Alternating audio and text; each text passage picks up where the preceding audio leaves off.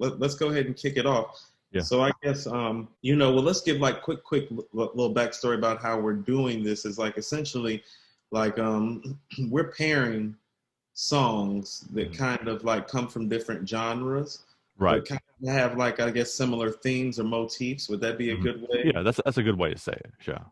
Right. So we're starting off with a song that I, in my opinion, is the best and most important song in hip hop history, and Which that's is a good place to start, right? Yeah. I mean, it's always good to start at the very top, Andrew. But "Fight the Power" by Public Enemy, in my opinion, is the greatest and most important song in hip hop history. Like, it's both of those. It's the best song and it's the most important song, which is, I think, it's hard to do both. Right. It's hard to do both. It says a lot about our culture because, I mean, where do you want me to start with it? Or do you just like, I mean, my what I would like to do briefly is like say these are like I'm coming to this, obviously, this show, this song, this all of this stuff where I'm totally not an expert in this at all. So part of this is like you teaching me like some of the history and stuff like that. And I want to learn, right? So like I'm familiar with Public Enemy. Like I know the names Chuck D and Flava Flav, and I know Flava Flav's show with Bridget Nielsen that was on when we were college age-ish. And I know, the like Flavor of Love, right? Yeah, and I know the Clocks, and and the song "Fight the Power." Like I know, like "Fight the Power," "Fight the Powers that be." Like I know the hook, and I'm familiar with that, but I had not, previous to thinking about this show with you, like paid attention to the words of it, to like the verses and stuff like that. So, like I learned a lot. Yeah, no, there's some very strong rhetoric. So one of the first things that I guess I want to unpack about the hip hop genre, and I say this on the other podcasts that I do, Andrew, is that writing a hip hop song is one of the hardest things to do in music. Like, period. That includes like instrumentation involved. Like because of the format that we've created in the hip hop world, and because everybody's speech and pattern and tones and vocal inflections and all those things are different, what you find oftentimes is a lot of words and contextualization happening in very short and brief frameworks of time. Right. It's hard to create a connectivity in that format. If you actually really look at it, the format's really not built for it to be connected, like congealed, like successfully. If you just look at how it plays, like on a timing and space basis, it's not set up for success necessarily. It really is like bob and weave, get in, get out, and so it's a lot more dense and it's hard to pull off. You said something that I think is very strong, and this is one of the reasons that make this record so strong. Well, the author of the record, his voice is very strong, like his actual vocal pitch inflection.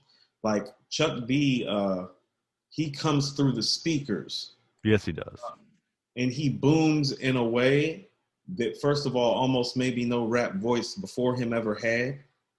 Like nobody boomed on the mic like that before, except maybe KRS-One. Right. But Chuck D's voice is a little deeper than KRS's. You know what I mean? He has a deeper, he has like more bass to it. And so when Chuck punches the mic, it hits different. You feel something. You feel a little shook up. Well, a lot of people don't know, like Chuck was already trained on the mic. He was the radio personality and DJ for his college when he was in college. Yeah, a lot of people don't know that. I didn't know that.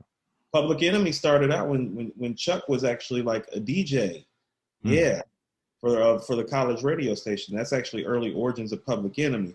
So you're dealing with somebody who's vocally trained and vocally strong and vocally gifted. These things matter when you're creating a message. The message is fight the power. Right. And so, well, you're like, what power are we fighting? Well, this is a song that's being released on the heels of the crack epidemic, Andrew, that it quite frankly crippled Black communities in the 80s and early 90s. The song came out late 80s, right? I want to say I feel like yes, 1989. Andrew. Well, he says it at the beginning of the song, yeah, obviously. Yeah, 1989. No, because it rang into the next year. So a lot of the times, I mean, even me, Andrew, like as a kid, I feel like I got more acquainted with the record in 1990 than 1989, like originally. Right. But so the real message that Public Enemy had around that time was centered around the politics and the effects of the crack epidemic on the community. And it wasn't just with Fight the Power. I mean, they had been doing it with songs like Can't Trust It, Night of the Living Bassheads, Fear of a Black. Like you can just go down. I mean, you can go, people that are going to watch this and aren't really familiar with Public Enemy is arguably, I mean, they're one of the greatest hip hop groups of all time, still in my top 5, but definitely, Andrew, the most important hip hop group of all time in my estimation. And the rhetoric and the message is why. And never before did they hit the mark in terms of hitting the message and making a hit record at the same time. Like, because it's a hit. That's hard to do. That's hard to do, is to hit your mark on making like a great message, and it's a great big record.